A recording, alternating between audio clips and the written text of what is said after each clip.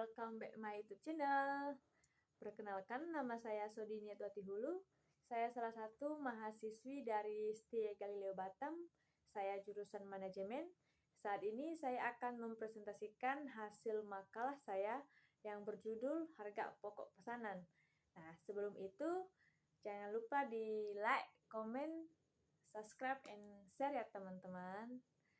Nah, selanjutnya kita akan masuk pada pembahasan, yaitu harga pokok pesanan. Pembahasan yang pertama yaitu siklus akuntansi biaya dalam perusahaan manufaktur. Siklus akuntansi biaya dalam perusahaan dipengaruhi oleh siklus kegiatan usaha perusahaan tersebut. Pada perusahaan dagang, siklus kegiatan dimulai dengan pembelian barang dagangan, kemudian dilakukan pengolahan lebih lanjut dan akan diakhiri dengan penjualan kembali barang dagangan tersebut. Tujuan akuntansi biaya dalam perusahaan dagang adalah untuk menyajikan informasi harga pokok barang dagangan yang akan dijual, biaya administrasi dan umum, serta biaya pemasaran.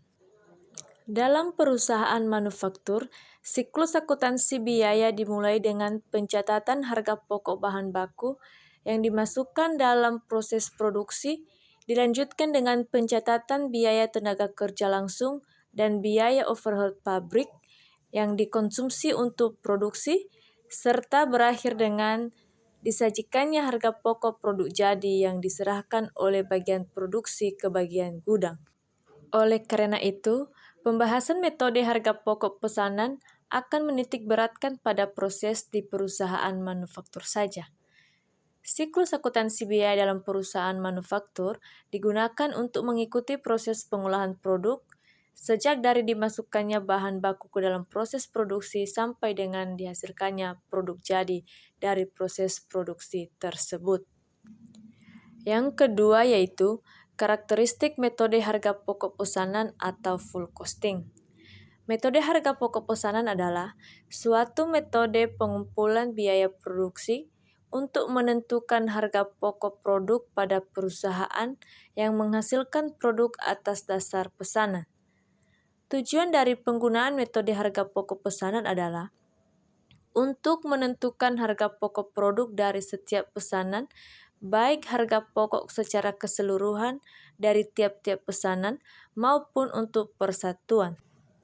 Karakteristik dari metode harga pokok pesanan atau full costing adalah 1. Karakteristik usaha perusahaan yang produksinya berdasarkan pesanan. Yang kedua, karakteristik metode harga pokok pesanan. Pembahasan yang ketiga yaitu kartu biaya pesanan. Kartu biaya pesanan adalah dokumen dasar dalam penentuan biaya pesanan yang mengakumulasi biaya-biaya untuk setiap pesanan. Karena biaya akuntansi setiap batch atau LOI dalam sistem biaya pesanan menunjukkan bahan baku langsung dan tenaga kerja langsung serta biaya overhead pabrik yang dibebankan untuk suatu pesanan. File kartu biaya pesanan yang belum selesai dapat berfungsi sebagai buku besar tambahan untuk persediaan dalam proses. Selanjutnya, pengumpulan biaya produksi dalam metode harga pokok pesanan. Dalam pengumpulan biaya produksi dalam metode harga pokok pesanan terbagi menjadi beberapa bagian, yaitu 1. Pencatatan biaya bahan baku. Yang kedua, pencatatan biaya tenaga kerja langsung. Dan yang ketiga, pencatatan biaya overhead pabrik. Contoh, PT Abadi memproduksi dan menjual alat tenun dari bahan kayu. Adapun data operasional sebagai berikut. Harga jual per unit 500, bahan langsung 110, tenaga kerja langsung 60, overhead pabrik variabel 30, biaya tetap per tahun 12.000, biaya pemasaran tetap selama 1 tahun 7 juta, biaya pemasaran variabel per unit 500 kali 80 unit sama dengan 4.000, Dari data di atas, maka hitunglah HPP menggunakan full costing dan sajikan dalam laporan laba rugi.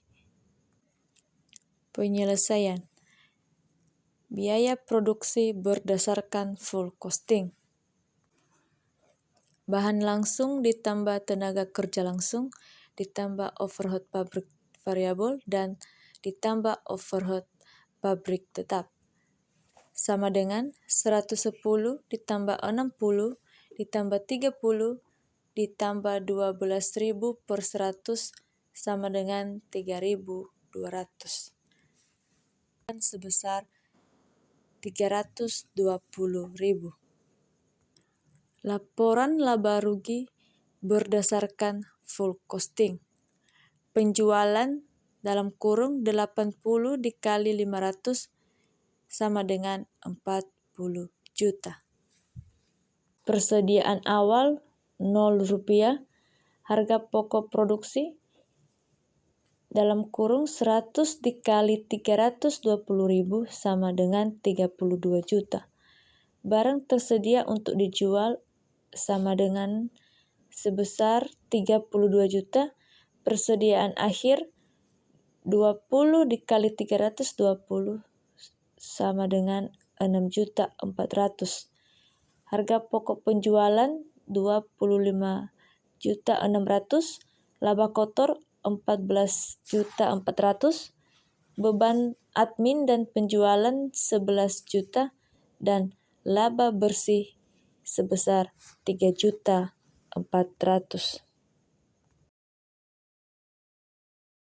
Nah, demikian penjelasan dari materi yang telah saya buat. Jika ada kekurangan dan kesalahan, mohon dimaklumi, dan sampai jumpa di materi selanjutnya.